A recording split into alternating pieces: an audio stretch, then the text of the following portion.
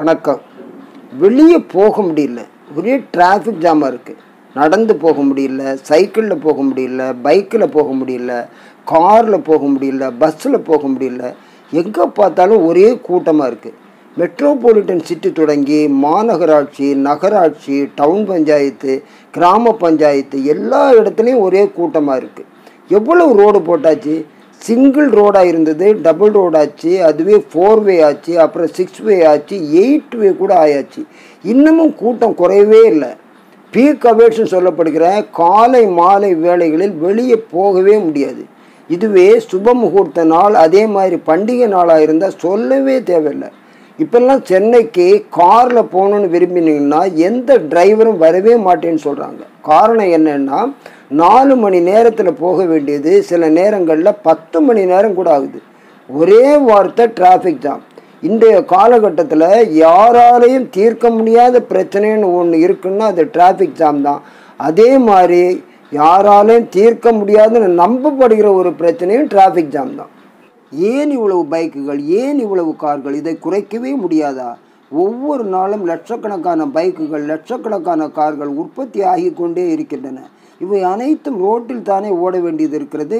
சரி, அப்படின்னு பார்த்தீங்கன்னா இந்த கார் கம்பெனி, இந்த பைக் கம்பெனி எல்லாம் மூடிடலாமா? அப்படி மூடிட்டோம்னா லட்சக்கணக்கான பேருக்கு வேலை இல்லாமல் போயிடுமே. அப்போ என்ன பண்ண முடியும்? இது ஒரு புறம் இருக்க, மற்றொரு புறம் 80 அடி அகலமான ரோட்டில் 60 அடிக்கு மேலே ஆக்கிரமிப்பு. 20 அடிக்கு குறைவாகத்தான் இந்த பைக்கு காரெல்லாம் போகிறதுக்கு விட்டு வச்சுருக்காங்க. ஏன் இந்த ஆக்கிரமிப்புகளை அகற்ற முடியாதா? ஆக்கிரமிப்புகளை அகற்றிவிட்டால் அதை நம்பி கடை வைத்து பிழைத்து கொண்டிருக்கும் நபர்களின் வாழ்வாதாரத்துக்கு என்ன வழி? சரி, அப்போ இதையெல்லாம் சரிபார்த்து யாருக்கும் பாதிப்பு வராமல் நல்லதை செய்யக்கூடிய ஒரு நல்ல தலைவன் வேணும் தானே. அந்த தலைவன் இந்த காணொலியை பார்க்கக்கூடிய நீங்களாக கூட இருக்கலாம் அல்லவா?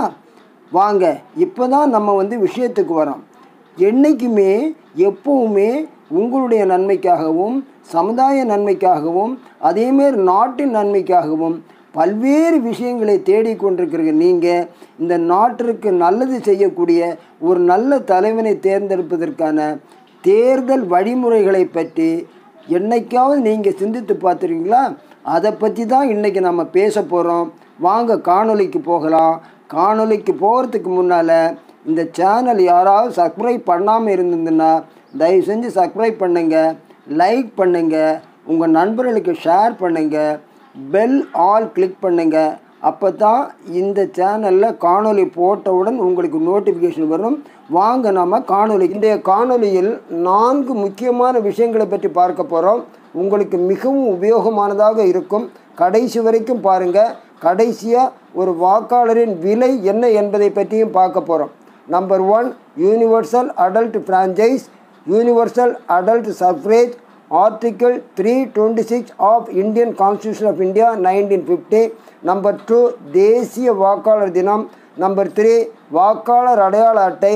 கடைசியாக ஒரு வாக்காளரின் விலை என்ன என்பதை பற்றியும் தெளிவாக பார்க்க போகிறோம். முதலில் adult franchise, adult suffrage, article 326 of Indian constitution of India 1950 என்பதை பற்றி முதலில் பார்க்கலாம். இந்திய அரசியலமைப்பு சட்டம் 1950 பிரிவு 326 படி இந்தியாவில் மக்களாட்சி தத்துவத்தின்படி கல்வி, செல்வம், மதம், மொழி, இனம், பாலின வேறுபாடின்றி அனைவருக்கும் ஓட்டளிக்கும் உரிமை வழங்கப்பட்டது. யூனிவர்சல் அடல்ட் சஃப்ரேஜ் என்பது அனைவருக்கும் சம ஓட்டளிப்பு உரிமை வழங்குவது. யூனிவர்சல் அடல்ட் ஃப்ரான்ச்சைஸ் என்பது அனைவருக்கும் வேட்பாளராக நிற்கும் தகுதி வழங்குவது. யூனிவர்சல் அடல்ட் ஃப்ரான்ச்சைஸ் தத்துவம் வருவதற்கு முன்னால் உலகம் முழுவதும் வெவ்வேறு விதமான வாக்களிக்கும் உரிமைகள் இருந்தது. யூனிவர்சல் அடல்ட் ஃப்ரான்ச்சைஸ் வந்த பிறகு அனைவருக்கும் சமமாக வாக்களிக்கும் உரிமை வந்தது.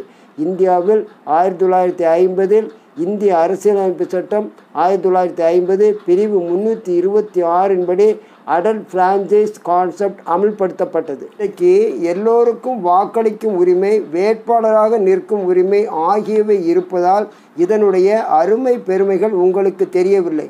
19ஆம் நூற்றாண்டுக்கு முன்னால் குறிப்பிட்ட அளவு அசையா சொத்துக்கள் இருப்பவருக்கும் குறிப்பிட்ட அளவு கல்வி தகுதி உடையவருக்கு மட்டும்தான் வாக்களிக்கும் தகுதி மற்றும் வேட்பாளராக நிற்கும் தகுதி ஆகியவை இருந்தது. அதுவும் பெண்களுக்கு இந்த உரிமைகள் மறுக்கப்பட்டிருந்தது என்ற உண்மையை சொன்னால் எத்தனை பேருக்கு தெரியும், எத்தனை பேருக்கு ஆச்சரியமாக இருக்கிறது. இன்றைக்கும் தேர்தல் நாளன்று ஏதாவது ஒரு வாக்குச்சாவடியில் சென்று நீங்கள் காலையில் பார்த்தீர்களானால் 1950க்கு முன்னால் பிறந்த மூத்த குடிமக்கள் காலையில் குளித்து புத்தாடை உடுத்து கொண்டு முதல் நபராக புன்சிரிப்போடு வாக்குச்சாவடியில் கியூ வரிசையில் வந்து நிற்பதை பார்க்கலாம். காரணம், அவர்களுக்குத்தான் தெரியும் இந்த வாக்களிக்கும் உரிமையின் அருமை பெருமைகள் ஆகியவற்றை பற்றி. நம்பர் 2, தேசிய வாக்காளர் தினம். 1950ஆம் ஆண்டு ஜனவரி 25ஆம் நாள் இந்திய தேர்தல் ஆணையம் தோற்றுவிக்கப்பட்டது. இந்திய தேர்தல் ஆணையம் ஜனவரி 25ஆம் தேதி தோற்றுவிக்கப்பட்டதை கொண்டாடும் விதமாக ஒவ்வொரு வருடமும் ஜனவரி 25ஆம் நாளை தேசிய வாக்காளர் தினமாக கொண்டாடப்படுகிறது. 1988க்கு முன்பு வரை வாக்களிக்கும் வயது 21ஆக இருந்தது. 1988ஆம் ஆண்டிலிருந்து வாக்களிக்கும் வயது 18ஆக குறைக்கப்பட்டது. இளம் வாக்காளர்களை ஊக்கப்படுத்துவதற்காகவும் வாக்காளர்களை விழிப்படைய செய்வதற்காகவும் வாக்களிப்பின் அவசியம் பற்றியும் வாக்களிப்பதை மக்கள் தங்கள் கடமையாக கருத வேண்டும் என்ற விழிப்புணர்வை ஏற்படுத்துவதற்காகவும் தேசிய வாக்காளர் தினம் கொண்டாடப்படுகிறது. இந்த விழிப்புணர்வு வாக்காளர் பட்டியலில் பெயர் இருக்கிறதா என்பதை சரிபார்ப்பதிலிருந்து பெயர், முகவரி ஆகியவற்றில் திருத்தங்கள் உள்ளதா என்பதையும் தங்கள் பகுதிக்கான வாக்காளர் பட்டியலில் தவறுதலான பெயர்கள் ஏதாவது சேர்க்கப்பட்டுள்ளதா என்பதை தெரிந்து கொள்வது வரையில் இருக்க வேண்டும். உலகின் மிகப்பெரிய ஜனநாயக நாடு இந்தியா. இந்திய குடிமகன் ஒவ்வொரு நபருக்கும் இந்திய நாட்டினை வழிநடத்தும் தலைவரை தேர்வு செய்யும் உரிமை வாக்களிக்கும் உரிமை மூலமாக நமக்கு வழங்கப்படுகிறது. ஒருவேளை சரியான தலைவரை நாம் தேர்ந்தெடுக்க தவறினால் தனி மனித உரிமை, நாட்டுக்கு தேவையான அடிப்படை வசதிகள், கட்டமைப்புகள் எல்லாமே பாதிப்படை. நம்பர் 3, வாக்காளர் அடையாள அட்டை. வாக்காளர் அடையாள அட்டை பெறுவதற்கு 2 வழிமுறைகள் உள்ளன. ஒன்று நேரடியாக விண்ணப்பம் கொடுப்பது, 2 ஆன்லைனில் பதிவு செய்வது. 2 வழிமுறைகளிலும் விண்ணப்பம் கொடுக்கும் போதும் முதலில் வாக்காளர் பட்டியலில் பெயர் சேர்க்க வேண்டும். நேரடியாக விண்ணப்பங்கள் கொடுக்கும்போது BLO என்று சொல்லப்படுகின்ற வாக்குச்சாவடி அலுவலர் மூலமாக கொடுக்க வேண்டும். BLO என்பவர் பெரும்பாலும் உங்கள் பகுதியினை சேர்ந்த ஆசிரியராகத்தான் இருப்பார். BLO விண்ணப்ப படிவம் பூர்த்தி செய்வதற்கு உங்களுக்கு உதவுவார்.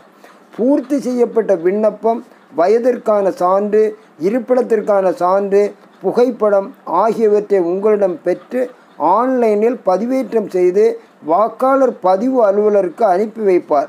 வாக்காளர் பதிவு அலுவலரால் குறிப்பிட்ட காலக்கெடுவிற்குள், அதாவது 45 தினங்களுக்குள் உங்களை வாக்காளராக பதிவு செய்து ஆணை பிறப்பிக்கப்படும்.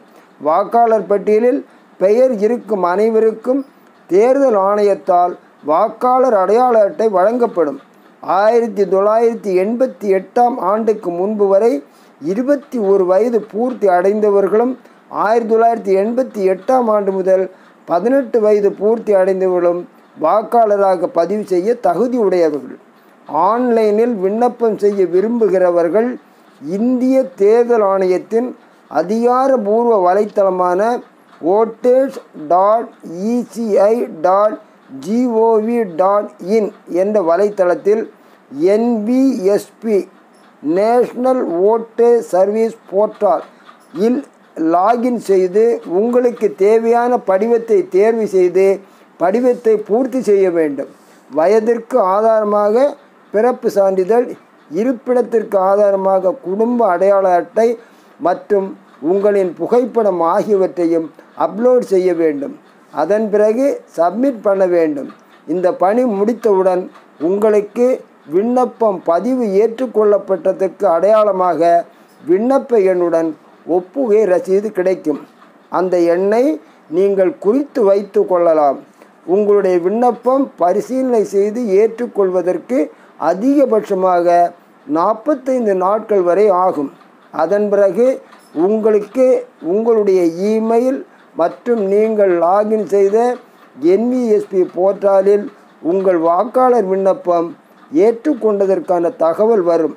அதன் பிறகு மேற்கண்ட NVSP போர்ட்டலில் நீங்கள் உங்களின் வாக்காளர் அடையாள அட்டையினை டவுன்லோட் செய்து கொள்ளலாம். நம்ம கடைசியாக சொன்ன ஒரு வாக்காளரின் விலை என்ன என்பதை பற்றி தான் இப்போ நம்ம பார்க்க போகிறோம். ஒரு நாட்டின் பிரதமருக்கு உங்களால் விலை நிர்ணயம் செய்ய முடியுமா? அதுதான் ஒரு வாக்காளரின் விலை. ஒவ்வொரு வாக்காளரும் ஒவ்வொரு வாக்கும் சேர்ந்தது தான் நம் நாட்டின் பிரதமர். உங்களுடைய ஒரு ஓட்டு இந்திய தேசத்தினை யார் ஆட்சி செய்ய வேண்டும் என்று தீர்மானிக்கிறது. நீங்கள் ஒவ்வொருவரும் பாராளுமன்ற உறுப்பினரை தேர்ந்தெடுக்கிறீர்கள்.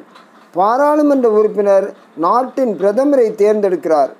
ஜாதி, மதம், இனம், மொழி, பாலினம், பணக்காரன், ஏழை, கல்வி அறிவு உடையோர், இல்லாதோர் என்ற வேறுபாடுகளை களைந்து இந்திய குடியுரிமை பெற்ற 18 வயது நிரம்பிய இந்திய குடிமக்கள் அனைவருக்கும் வாக்களிக்க தகுதி வாய்ந்தவர்கள். உங்கள் வாக்கு விலை மதிப்பற்றது.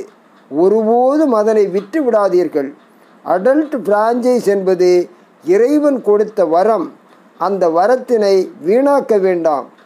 நன்றி, வணக்கம். சந்தேகங்கள், விளக்கங்கள் வரவேற்கப்படுகின்றன. உடனுக்குடன் பதில் அளிக்கப்படும். நன்றி, வணக்கம்.